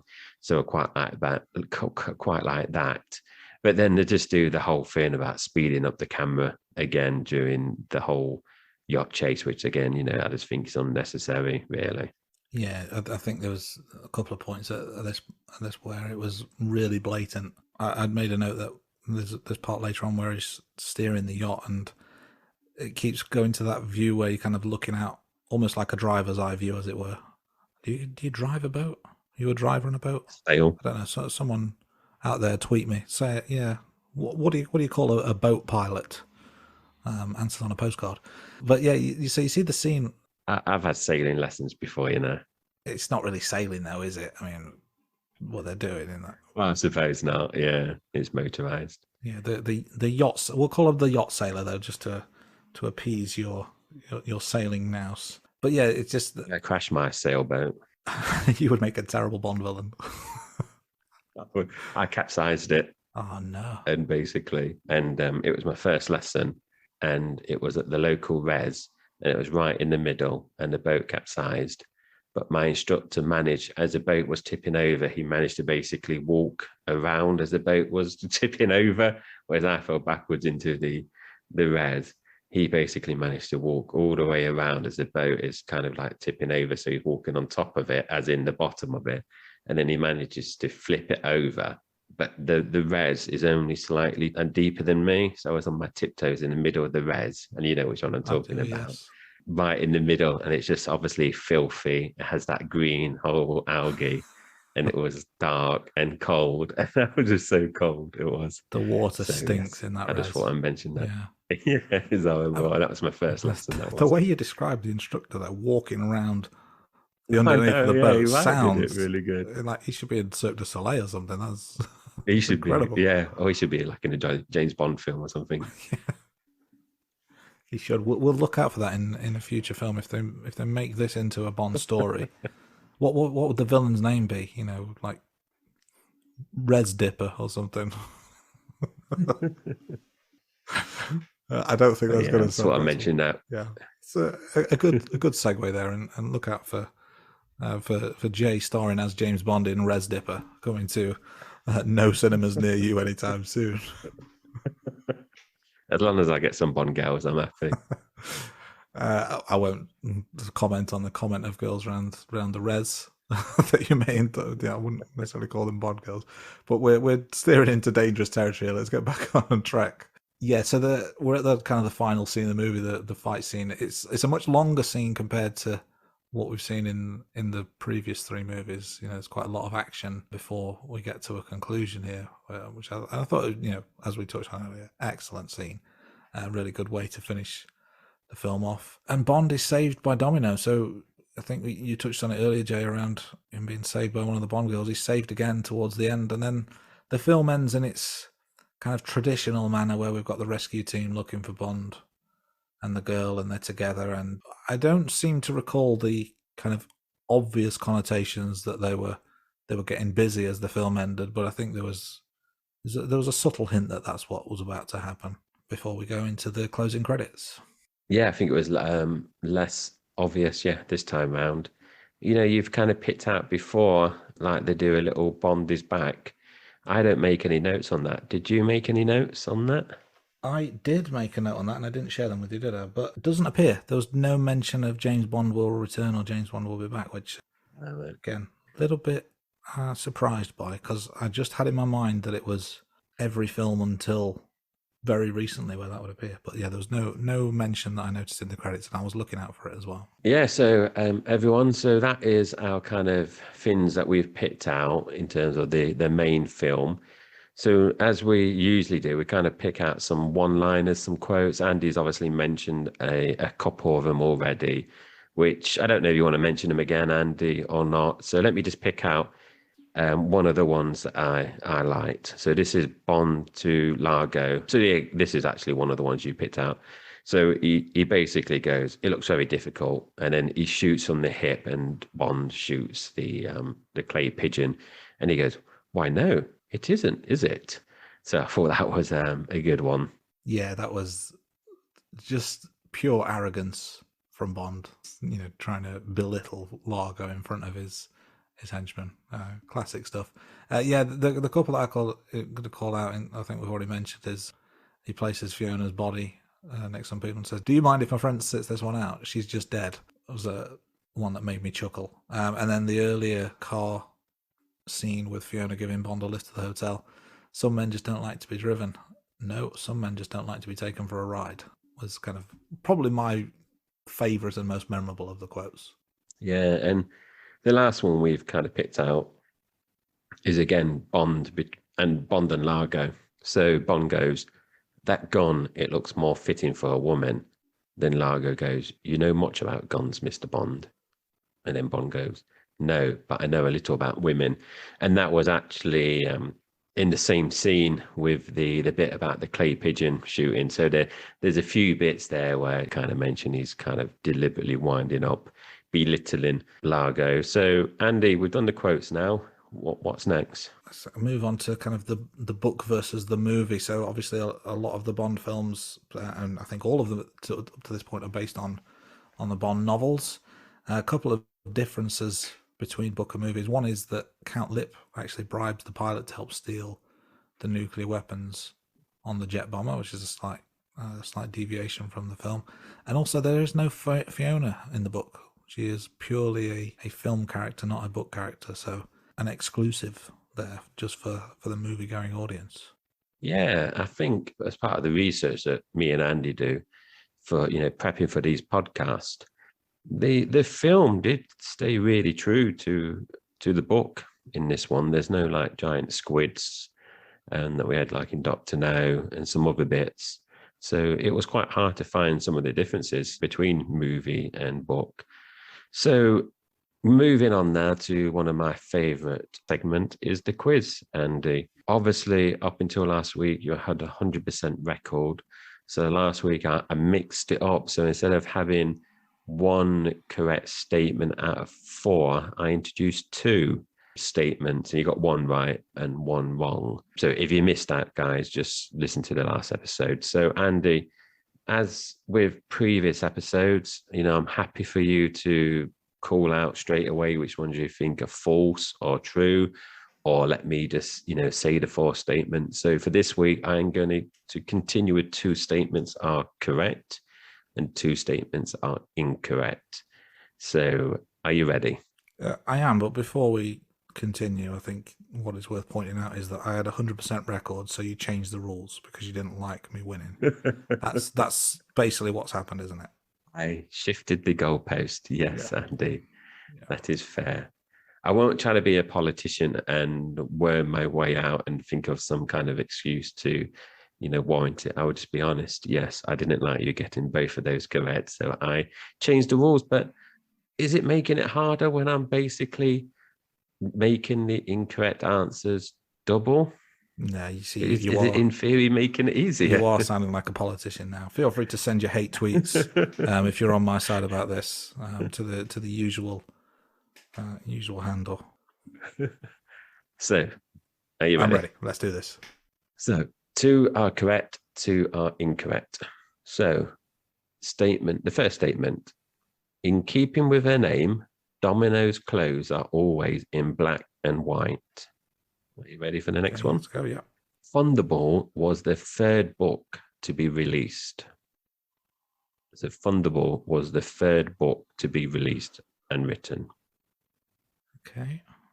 Martine Beswick, who plays Paula Kaplan, as we've mentioned earlier, who appeared in From Russia We Love, was, because she's English, she's very pale and she lived in England. So in Thunderball, she's very tanned. So the producers sent her to the Bahamas to tan up before they started shooting.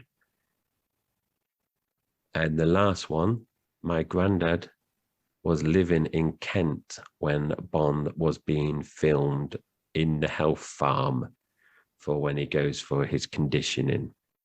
Would you like me to repeat any of those, Andy? No, I think I've got them. So I've got Domino always wears black and white, which as soon as you said that made me think I don't remember her in any other colours. So that's an interesting one. Okay. I don't know the order of the books. I've read very few of them. I've read the short stories. I don't think I've actually read any of the Fleming novels. I've read one of the more recent novels by is it Sebastian Falls? Could be wrong, but yeah, I read one of that. But so I don't know the order of the book, so that one's kind of a 50-50 for me. But I think I'm going to go with Domino always wearing black and white because I quite like that idea, even if it isn't true. I think it's a good idea for anyone who wants to remake it again. And I'm going to go with Martine Beswick sent to the Bahamas for a tan, just because I'm not sure of the books, and we've already established that I don't believe a word your granddad says. Andy, you are correct on both counts. So well done. And to be honest, when I was researching these questions, well, trying to think of these questions, and I found the domino fact, I then was similar to you. I thought back and thought, I can't remember anything else. I thought that was quite a nice little nod, to the character in terms of utilizing black and white all the time. And then the Bestwick one, I think, it just seemed quite far-fetched, but it's actually correct. And yes, my granddad wasn't living in Kent when Bond was being filmed. And Thunderball was the 9th book to be released in the series, whereas obviously it's the 4th film. So well done, Andy. Back to 100%. So you can't keep a good quizzer down. True. So I'll have to make these harder. So we've done the quiz now. So we've reviewed the film, pulled out some interesting facts, figures, observations. So now we kind of get to the part that I enjoy, because I'm always intrigued to see, we've identified in the last few episodes, we see things differently. It's obviously very subjective. There's no right or wrong. So I do quite enjoy when we share the rankings between ourselves as part of the pre-production of the podcast. So I quite enjoy that. So I hope the listeners do as well. So we do put these on our website, the website as well, and we put them on the social media sites as well. So Run times, as Andy mentioned, Thunderball is the first film to break 2 hours. So that's actually 2 hours, 10 minutes. So it is the longest film by 15 minutes. As Andy mentioned as well, in terms of the kill count, so Thunderball has 20 confirmed Bond kills, which is just more than double what Goldfinger had in the previous film. So From Russia with Love has 11 Bond kills, Goldfinger 9, and Dr. No 4. The Martini watch, Andy. So we haven't mentioned this in the actual podcast so far. So we are keeping track of this each week, and we kind of pick it up in this section. He doesn't have a martini in Thunderball. So out of the 4 films, there's Dr. No and Goldfinger where it explicitly says, shaken, not stirred. He has a martini. Whereas From Russia with Love and Thunderball, he doesn't. So, 50% going there at the moment. Yeah. Well, I think actually, just to correct you, I think he only says shaken, not stirred in Goldfinger. Oh, yes. Yeah, I think you're right. Yes. I think in Dr. No, it was something along the lines of mixed, as you said, not stirred. Thank you, because someone would surely tweet us and correct me for saying that incorrectly. So thank you, Andy, for picking that up. The trolls would be out in force. A statement like that, Jay. They will. I could edit it out, but I won't. I like to be transparent, so I'll keep that in. So we're doing a hat watch, as we mentioned earlier. So in the 4 films at the moment, he does 2 hat throw-ins. So that was the first 2 films. Goldfinger and Thunderball, Andy, he doesn't do the hat throw. Like we said last week's episode, Miss Moneypenny does the hat throw. And in the 4 films so far, he is always wearing a hat. So we've said it before. It'll be interesting to see when he transitions out of not wearing a hat. We've already mentioned Felix Leiter is played already 3 different times by 3 different actors in the 4 films. He appears in 3 films. So now we're getting to the rankings. So some of those we're just kind of monitoring as they come in and kind of keeping record of where they are. So now this is where it's subjective. So Andy, I don't know, we haven't talked about this before in terms of how we want to do this. We're at 16 Bond girls now, so it's getting a bit unmanageable in terms of saying it over the podcast. So guys, girls, go to the social media site, look at the website. So I think, Andy, I don't know what you think about this. Shall we just say where we put in the latest Bond girls in compared to the others instead of listing each one? What do you reckon? Yeah, I think. And we can recap who's at number 1 if you want, but people from last week should remember, or like I said, can just look at the website. So if you don't mind, I'll go first with Thunderball for the Bond girls. So Domino I put into 4th place. Patricia, who plays the nurse, is in 7th. Fiona is in 8th and Paula is in 9th. And then we've got the French agent, Le Porte, going in 14th. So just to recap, my top 3 remains unchanged. So that's Pussy Galore, Tatiana Romanova, and Honey Rider. How about you, Andy? Yeah, so in terms of placement for the Thunderball Bond girls, we've actually gone very similar this time around. So I've got Domino coming in at number 4, and then we've got a mid-table fight. I've got Fiona at 6, Paula at 7, Patricia at 8. So slightly different orders you have them, and just kind of one place above as a grouping. And then I've also got Laporte at 14. Relegation battle for her this season by the looks of it. And I've got so at the moment I've got Tatiana as my number 1, followed by Pussy Galore, followed by Sylvia Trench. So we have very different top 3s, but interesting that we've kind of gone with a similar opinion on the Thunderball Bond girls. Yeah, and I think we mentioned it last week, and I know I mentioned it at work today because I was talking to some of the women who I work with to say, before I started rewatching these podcasts with you, Andy, I didn't really kind of remember the volume of Bond girls in these earlier films. I think we kind of covered it last week. So, in this film, we've got 5 Bond girls. And like you just said, they've kind of gone in, if we look at it in a table kind of ranking, apart from Domino, they've kind of gone in mid-table. Andy, do you want to do the theme song and the opening credits? So theme song, Thunderball by Tom Jones, I've got in as my number 2 at the minute. I think Goldfinger by Shirley Bassey is going to take some beating. That's still at my number 1. What about yourself? I agree. I don't want to give too much away. Been listening to a lot of Bond songs lately, and Shirley Bassey is clear number one. Thunderball isn't my favorite, if I'm being honest, but I think it's better than the other two that we've already gone over. So, yeah, it was clearly number two, but nowhere near number one for me. I agree. I think there's a chasm between 1 and 2 in that order. In terms of the actual opening sequence, though, I've got Thunderball in at number 1. I think the actual, the silhouettes and the scenes that were shot, I think it's a really strong opening. Only slightly above Goldfinger, which again was very strong compared to the first two. But for me, Thunderball just edged it in terms of a look from an opening credits perspective. Yeah, I think I went slightly different, but it was very close. And I think if you look at the franchise as a whole, I think Thunderball now is the kind of the opening theme that seems consistent with other films now. Whereas Goldfinger, we discussed it last week. It was new in terms of what they've done with the previous two. We both said we liked how they had clips from the first 3 films playing over the gold model, the gold lady that had. So for me, even though we had the silhouettes again and, the ladies swimming, scuba divers, harpoon guns, the splashes of color in terms of the water, for me, I still felt the iconic Goldfinger, gold ladies, like I said, the projected figures made it number 1 for me. So Thunderball went into number 2, whereas you've obviously just said it went in, number 1.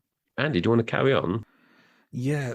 So the next thing is villains. Yeah. So the 2 main villains of this movie were Emilio Largo and once again Stavro Blofeld. So the way we've done it is we've counted Blofeld again in terms of his actions and his role within the movie. So at this point, he appears twice in the rankings. And for me, I was not really impressed with either villain in this film. So they've gone bottom of the table. They're 7th and 8th out of the 8 villains we've seen so far, with Emilio in 7 and Blofeld at the bottom. Just for me, neither villain really had anything menacing about them. Blofeld was almost pointless in terms of his participation in the film. You take out his scenes, you don't really lose a lot from the film. So a bit disappointed with that. And Emilio Largo, for me, not a good villain. Probably not helped by Bond's attitude towards him, kind of emancipating him a little bit. But yeah, no real menace or danger, I thought, from him in this. So not a good villain in my opinion. I don't know if you've noticed, Andy. So just so people know, we kind of share these lists with each other a day or 2 before we record. But I was doing a bit of reflection, Andy, before we went live, and I've actually changed the ordering slightly. So I've put mine in. So Blofeld in at number 6 from Thunderball, and Largo in number 7.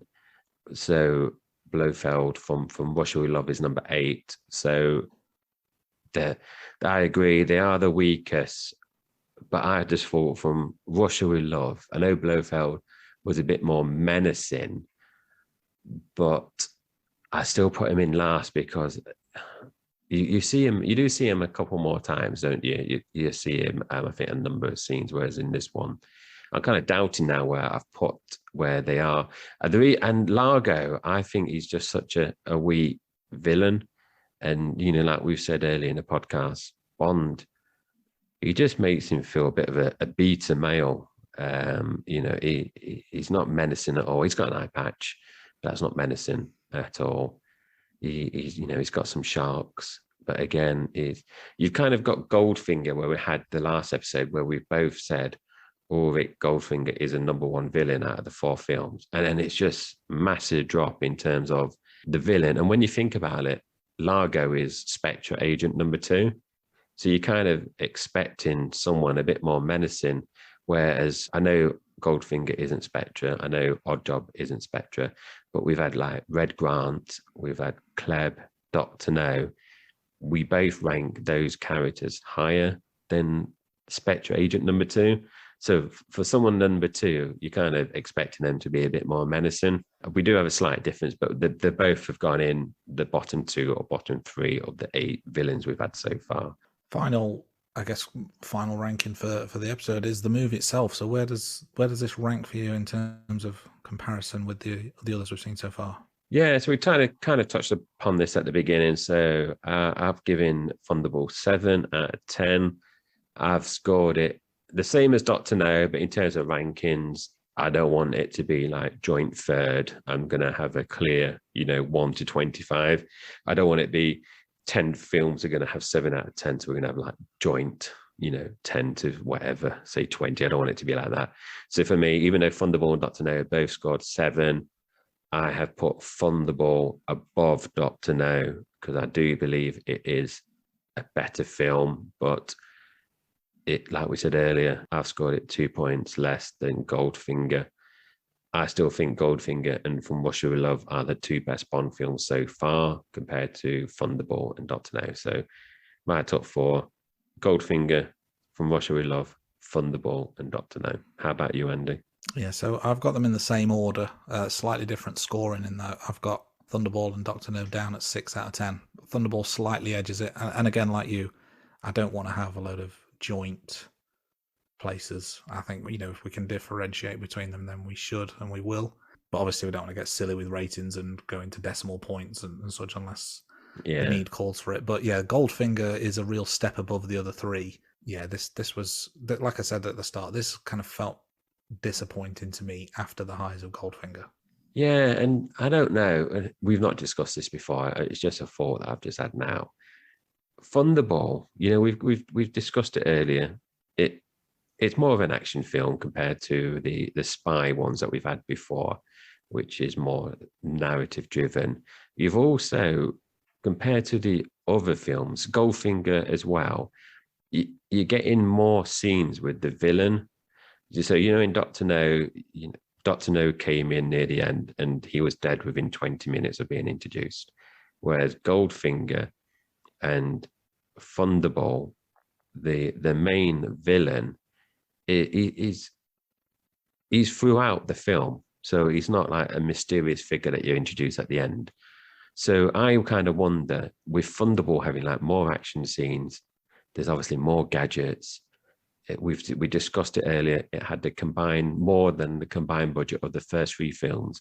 Would Thunderball score higher if it had a better villain, or was it purely the story just wasn't as good compared to the others? I don't know. I've just thought of that. We haven't prepped for this. What was your what's your thoughts on that? It's a tricky one. I think for me the villains didn't necessarily add much to the film. I think is whereas Goldfinger really added to the overall narrative and kind of that sense of jeopardy, that sense of danger. You never really got that in this film with either Largo or Blofeld. Blofeld barely appears in it, and like I said, you could probably take the Blofeld scenes out and there's no change to the overall film. Largo, whilst appearing throughout, at no point do you feel threatened or feel like Bond is in any sense of danger as a result of being his nemesis. So I think that there's probably some correlation between the effectiveness of the villain and the effectiveness of the story. Yeah, and I think it doesn't help, in terms of, we both said Largo isn't a good villain, and we've discussed this already, but the fact that Bond is continually putting him down in the scenes that they have, it just takes that danger away from it. So you never really think Bond is in any true danger when they're together. Like I said earlier, he could have just killed him. Whereas Goldfinger, when he had Bond on the table with the laser, he thought Bond was going to die and Bond was kind of panicking. Whereas here, Bond is just playing with Largo, and Largo's just kind of, I don't know, he's kind of playing, but he hasn't got the balls to just take Bond out. So yeah, maybe there is a bit of correlation there. Andy, we kind of started this, I think, last week in terms of what we've done. So the listeners that listened to last week, what we've done a predetermined rankings for the Bond actors. We went through our first one last week, didn't we? I don't think we went second, did we? we kind of teased who our first ones were. Do you want to continue teasing again, or do you want to wait for a few more episodes before we say what we think our number 2 actor was? I'll give you another option. What if we go, instead of first then second, we've done first, what if we go last? What do you think? Okay. I think we should tease one, either second or last. I'm happy for you to choose which you think we should go with. I think go last, because we've both gone for the same actor as number 2. So I think that would be boring. But we've gone for different actors for our least favorite actors. So do you want to go first in terms of our predetermined? So this is obviously, like, you know, as we said, this is how we've ranked them before rewatching them. So they might change, they might not, but it's just a bit of fun. Yeah. So Andy, do you want to say? Based on me having not seen all the Bond films for at least 10 years, maybe longer, I've gone with George Lazenby in last place. And I think that's partly because I don't entirely remember everything about the one film that he's in, but I think it says a lot about him as an actor that he only lasted for one film. It does.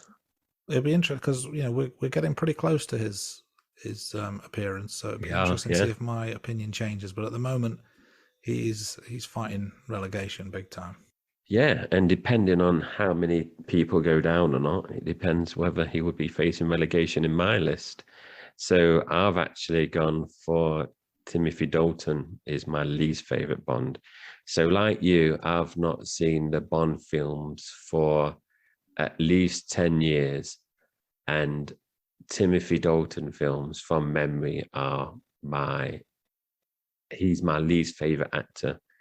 I think his character lacks charm compared to a lot of the other ones that we've had. I don't want to talk about too much of the films because we're going to obviously cover the films, but in terms of my thinking about when I first watched them, if the James Bond films are on, say over Christmas or Easter, when they used to be on when I was a kid, those two films that he did, I would be least keen in terms of rewatching them. I just didn't think he was a very good actor, and he obviously only did 2, which is obviously one more than George did. Interesting. So, you know, maybe longevity is key. Yeah, and obviously I don't know why George only did 1 and Timothy only did 2. When we come to rewatching those, and we obviously do a bit of prep and research, we might find out why that is, and then we can share that with listeners, or listeners who are listening to this who are big Bond fans probably will know already. But if you're a bit of a casual fan or just wanting to listen just for a bit of entertainment, you might not know that. So so Andy, before we finish then, do you want to just kind of tell us what the next film is? What is next week's episode? Yeah, so we're moving forward to 1967.